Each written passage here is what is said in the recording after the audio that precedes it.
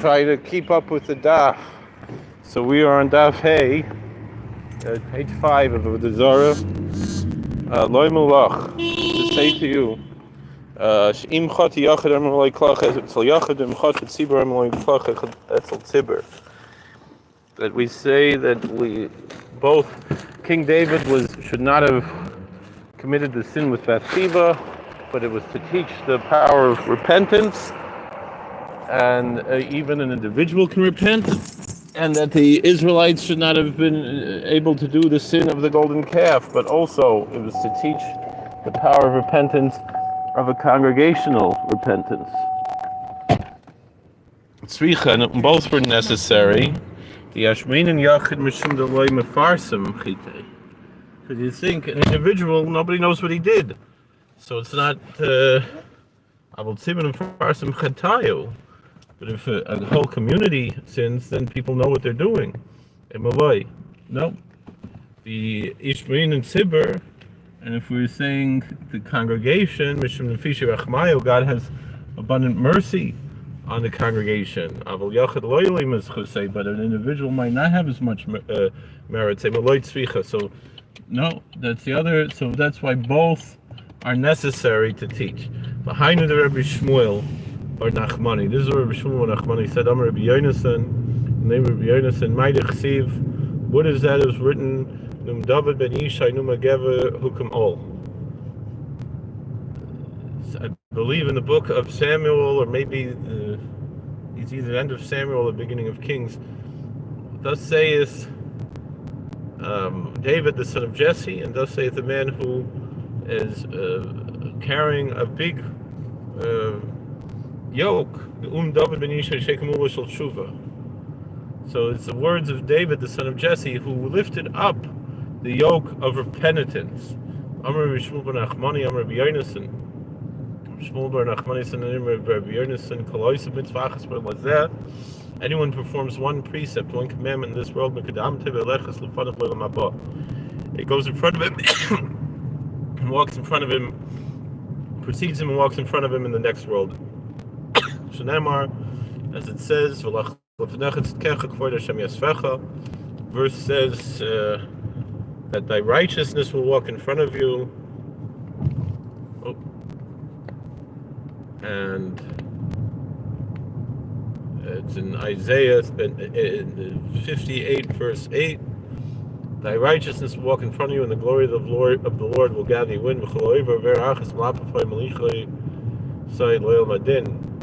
But if someone commits one sin, that sin will stain him and will accompany him to the judgment day. That it will stain the ways of their paths. Belazar says that a sin will be chained to him like a dog. Shenemar says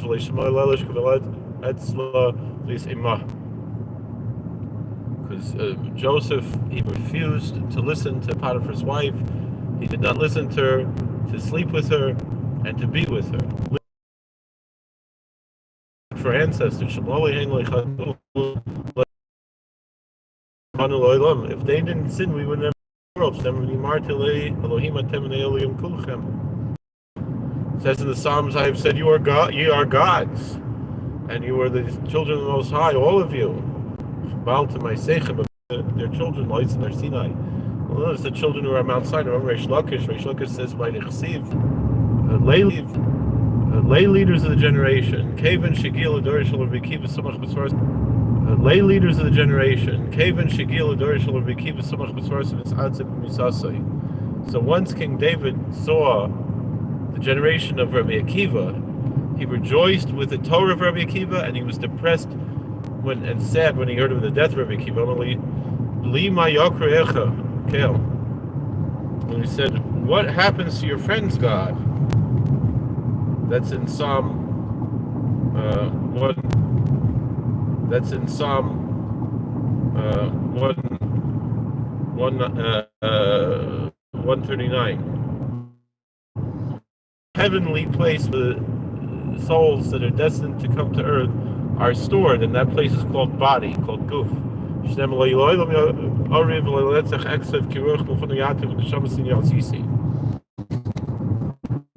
a verse in Isaiah 57, verse 16, that I will not always fight and I will not be angry for eternity, because the Spirit comes from before me and it's enclosed, and I make souls like Teimanu. I'm not talking about those we didn't come to the world, but it's like we didn't come to the world. Because if they didn't sin, they would not have died. But if they wouldn't die, why do we have laws in the Torah about if a brother dies without children, that his wife should marry the brother, and about the laws of inheritance, al tanai? Well, all these things, they were not necessary, but they're there just in case. But why would the scriptures say something that's there just in case, that's there on a condition? And yes, the Hachiyam Rabbi Shimon Lakish is what Reish Lakish said, right? It's written, as we discussed yesterday, when it was evening was morning, the sixth day. Teaches that God made a condition with the works of creation. That if the Israelites accept God's law, then it's good. If not, I will return you to nothingness and void. We have an argument against this. Didn't Moses say, wouldn't it be that their heart would be like this for them forever?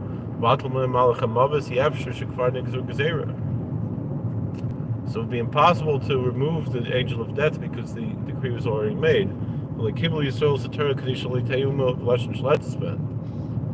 The only reason that the Israelites accept the Torah is so no other nation and anyone who speaks another language could conquer them. And as it is written, as it said, and it should benefit for them and for their children forever. And this is what the Rabbi taught from the Mishnah. The times of the Mishnah is taught in the Brisa, outside the Mishnah. Rabbi Yossi says, like the only reason why the Israelites accepted the Torah is so the angel of death should not conquer them. It said, ye are gods, and you're the children of the Most High. But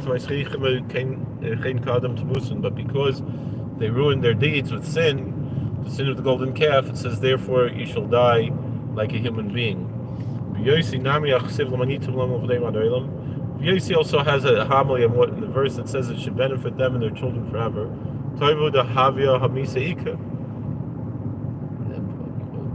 Death is also something good. It's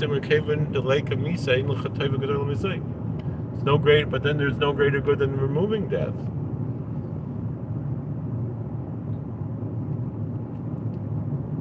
Hanakamanami, the first teacher of this, also says in this clause, the first clause of Kadam Tamusun, what does the psalmist mean that that it will die like human beings? My Misa, what kind of type of death?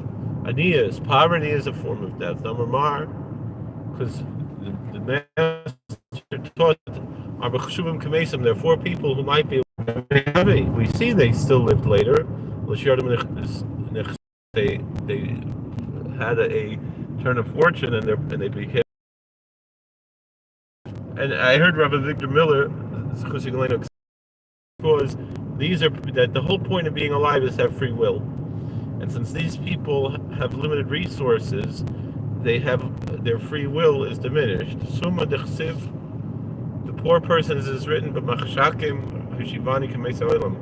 In the darkness, I was sat like one of the dead people in the world. Mitzor dechsiv, the lepers, it says al nati kameis. Right, when Miriam got leprosy, Moses prayed she shouldn't be like someone that's dead, like a baby who dies in the mother's womb. Which also seems to prove that there's life and death in the womb. Someone who has no children, Rachel said to Jacob, give me children, if not, I'm dead. The rabbis taught in the Brisa, if you walk in my statutes. If it says if, it's like asking, begging, supplicating. It says if it says only if my people would listen to me, it would only be a little bit that they would subdue their enemies. And the scripture says,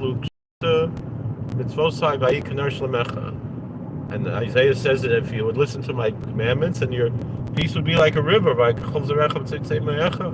will be like your progeny, your seed will be like the sand, and the offspring of your loins.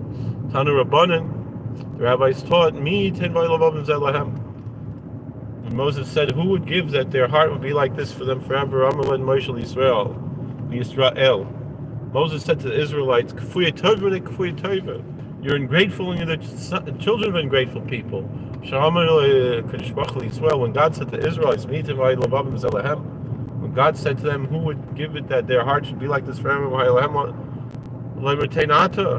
They should have said, "Give it, God. Give it." They're ingrates because it says our soul is upset with this damaging bread. Talking about the manna, we're on Amud Beis. Maybe we'll see if we can get through this. Children of ingrates, says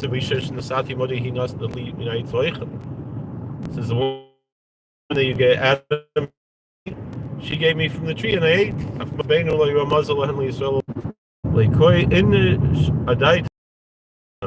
No one can really understand his rabbi's teachings. Happy are ye who plant him. Happy are ye who plant on all water. What's going on here? Why does it go back to zero? There's no planting except for charity. To plant for yourself for charity, righteousness, justice, and you'll gather in, you'll reap according to kindness. There's no water except Torah. As the scripture says, "Oh, every thirsty man come to the water." Those who set out the foot of the ox and the donkey, was taught his burdens. And the eve of Pentecost, of Shavuos, Rosh Hashanah, the eve of the New Year, of Rosh Hashanah,